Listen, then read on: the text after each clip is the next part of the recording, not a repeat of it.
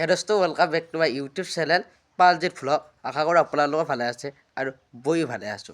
পুল প্ৰথমে সবুৰ ৰাইজলৈ সৰস্বতী পূজাৰ আন্তৰিক শুভেচ্ছা আৰু অভিনন্দন জ্ঞাপন কৰিলোঁ।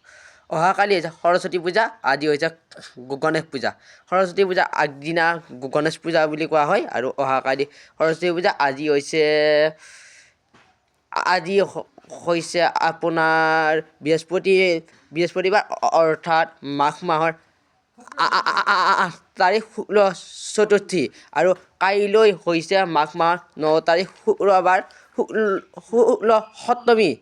শুক্ল পঞ্চমী অৰ্থাৎ শুক্ল পঞ্চমী তিথি। শুক্ল পঞ্চমী তিথিৰ দিনাই সৰস্বতী পূজা কৰা হয় আৰু সৰস্বতী মা আৰাধনা কৰা হয়।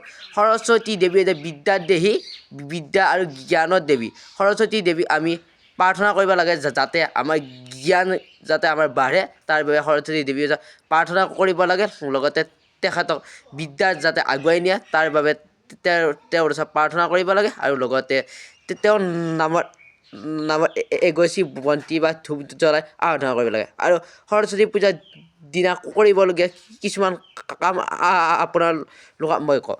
যিসকলে সৰস্বতী পূজা কৰে তেওঁলোকৰ বিদ্যালয় বা মহাবিদ্যালয় কৰে, তাৰ লগতে ঘৰত কৰিবলগীয়া কামসমূহ কওঁ।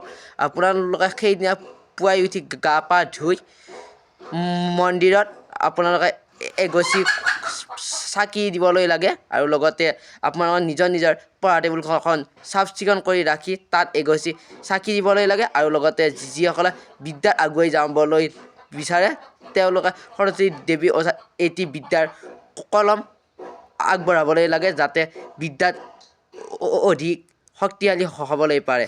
এইখিনিয়ে ক'লোঁ সমূহ ৰাইজলৈ মোৰ ফালৰ পৰা সৰস্বতী পূজা আন্তৰিক শুভেচ্ছা আৰু অভিনন্দন জ্ঞাপন কৰি ধন্যবাদ। জয় মা সৰস্বতী।